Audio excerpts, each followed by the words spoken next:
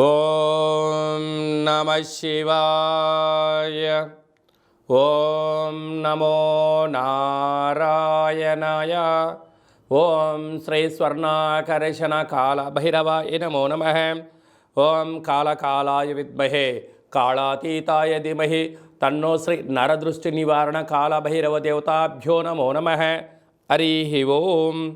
మా ఛానల్కి స్వాగతం. చూస్తున్న వీక్షకులకు, ప్రేక్షకులకు, ప్రియ కాళభైరవ భగవద్బంధులకి స్వాగతం పలుకుతూ మమ్మల్ని ఎంతగానో ఆదరిస్తూ ఉండబడినటువంటి ప్రియ సోదరీమణులకు, సనాతన ధర్మ సంరక్షకులకి అందరికీ కూడా తెలుగు ఉగాది పండుగ శుభాకాంక్షలు.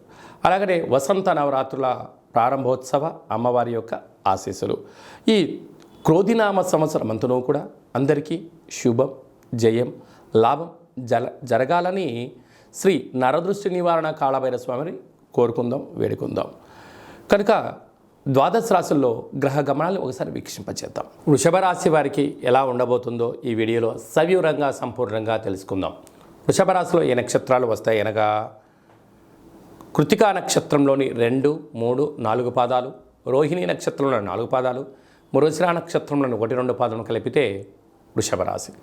చాలామందికి పుట్టినటువంటి కాల సమయంలో డేటా ఆఫ్ బర్త్లు లేనటువంటి ఏకైక కారణం చేత పేరు యొక్క మొదటి అక్షరాన్ని అనుసరిస్తూ ఆ రాశిని తెలుసుకునే ప్రయత్నం అవుతుంది. అవి ఏ అక్షరం ఒకసారి పరిశీలన చేద్దాం.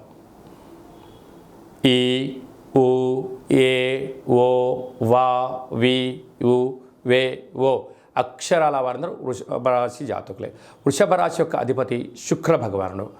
వీరికి 9వ తారీఖు నుండి 15వ తారీఖు వరకు పుట్టినటువంటి వారందరికీ కూడా ముందస్తుగా జన్మదిన శుభాకాంక్షలు. గతంలో వివాహం చేసుకున్న వారికి వివాహ వార్షికోత్సవ శుభాకాంక్షలు.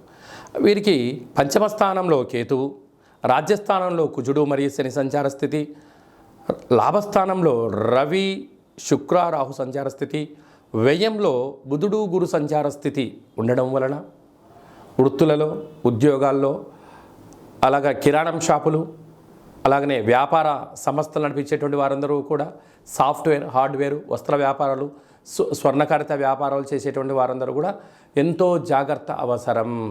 ఎందుకనగా వ్యయంలో గురువు, బుధుడు సంచారం చేయడం వలన అప్పుడే యోగము, అప్పుడే విచారము, అప్పుడే కొత్త ఆలోచన అన్నీ వెంట జరుగుతూ ఉంటుంది. కనుక అనేక రకాలైన సమస్యలు పొంచి ఉంటున్నాయి. ఇలాంటి కాల సమయంలో వ్యయంలో గురు సంచార స్థితి ఉన్నప్పుడు అలాంటి దోష నివృత్తి కోసము వీలైనంత వరకు మౌనం, ధ్యానం, ఆధ్యాత్మికత, అదే కాకుండా కూడా పశువులతో, పక్షులతో, పంచభూతాలతో, ప్రకృతితో మమేకం మీరు అవ్వగలిగినట్లయితే అన్నింటా విజయం మీ సొంతం అవుతుంది. కనుక వీలైనంత వరకు ఈ సంవత్సరము మీరు కళౌ వెంకటనాయక అన్నట్టుగా వెంకటేశ్వర స్వామిని స్మరించడం, ధ్యానించడం, కాళభైరవ స్వామి యొక్క కూష్మాండ దీపాన్ని పెట్టుకోవడం వలన మీకంతా శుభమే కలుగుతుందని చెప్పి గమనించాలి. ఈ వీడియో మీకు నచ్చినట్టయితే లైక్ చేయండి, షేర్ చేయండి, మా ఛానల్ని సబ్స్క్రైబ్ చేసుకోండి. మేము చేస్తున్న వీడియోలు, ఆధ్యాత్మిక వీడియోలు అందరికన్నా మొట్టమొదటిసారిగా మీరే చూడాలి అనుకుంటున్నట్టయితే గంట సింబల్ని ప్రెస్ చేయండి, ఆల్ అనే బటన్ తెలియచేయండి. ఈ ఆధ్యాత్మిక భక్తి సమాచారాన్ని మీరు ఎవరి క్షేమాన్ని అయితే కోరుకుంటున్నారో, అంటే మీ క్షేమాన్ని ఎవరైతే కోరుకుంటున్నారో వారికి ఫార్వర్డ్ చేసి భగవంతుడి యొక్క ఆశీస్సులు పొందగలరు.